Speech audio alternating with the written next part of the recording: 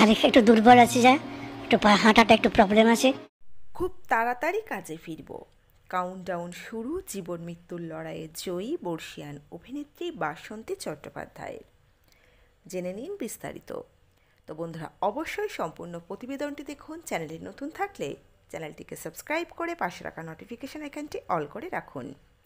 আর আপনি কোন জেলা থেকে এই ভিডিওটি দেখছেন, আপনার জেলার নাম আমাদের কমেন্ট বক্সে কমেন্ট করে জানান, যাতে করে আমরা আপনাদের ধন্যবাদ জানাতে পারি।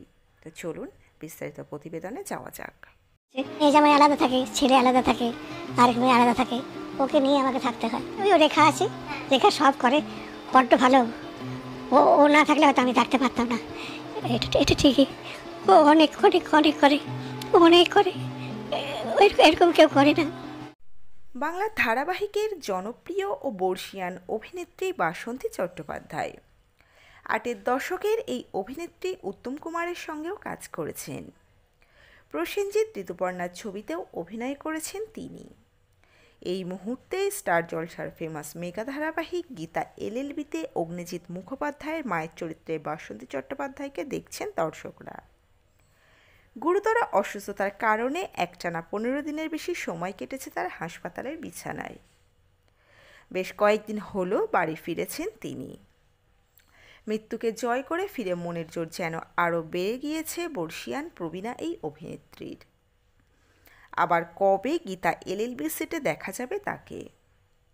সংবাদ মাধ্যমকে অভিনেত্রী বলেন, খুব তাড়াতাড়ি ফিরব। আর কি বললেন স্টুডিও পাড়ার এই সিনিয়র অভিনেত্রী।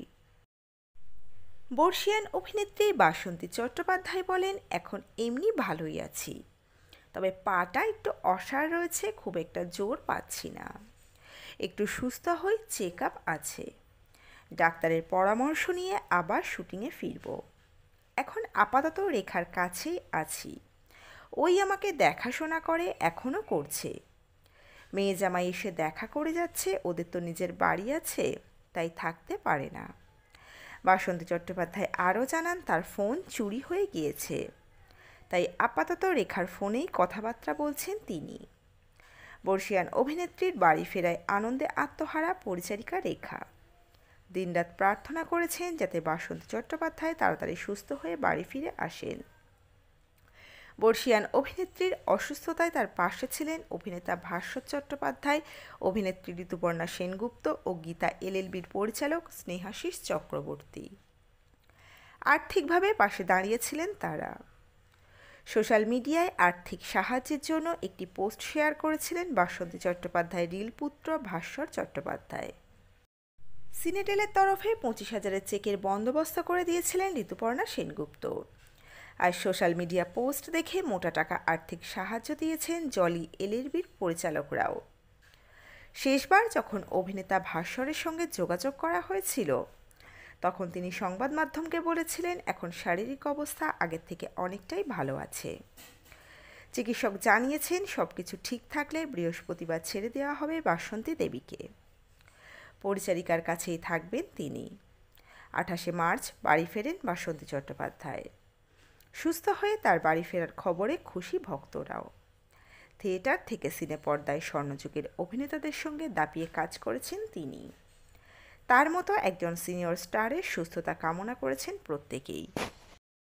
পারিবারিক সূত্র অনুযায়ী অভিনেত্রী এখন অনেকটাই সুস্থ, তার শারীরিক অবস্থা এখন স্থিতিশীল, তবে দুর্বলতা কাটেনি। একটি সংবাদ মাধ্যমকে প্রতিক্রিয়া অভিনেত্রী নিজেই জানিয়েছেন, পায়ে এক্ষুনি জোর দিতে পারছেন না, পা অসাড়, বাড়িতে হাঁটা চলারও সমস্যা হচ্ছে তার। সেরে উঠলেই খুব তাড়াতাড়ি আবার ফ্লোরে ফিরবেন তিনি। আপাতত মেয়ে ও জামাই দেখভাল করছেন তার পরিচারিকা। দীর্ঘদিন ধরেই তিনি ক্যান্সারে আক্রান্ত। এছাড়াও কোলেস্টেরল, কিডনির সমস্যা, হার্টসহ একাধিক রোগে আক্রান্ত অভিনেত্রী। স্টার জলসার গীতা এলএলবি ধারাবাহিকের শুটিংয়ের সময় তিনি অসুস্থ হয়ে পড়েন। এই কঠিন সময়ে টালিগঞ্জের বহু শিল্পী বাসন্তী দেবীর পাশে ছিলেন। মঞ্জরি অপেরা, ঠগিনী, আলোর মতো একাধিক বিখ্যাত ছবি রয়েছে বর্ষিয়ান এই অভিনেত্রীর ঝুলিতে।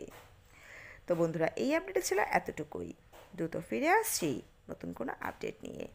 অজানা গল্প চ্যানেলের সঙ্গে থাকার জন্য সকল দর্শক বন্ধুকে অসংখ্য ধন্যবাদ। দেখতে থাকুন, চোখ রাখুন, অজানা গল্প চ্যানেলে।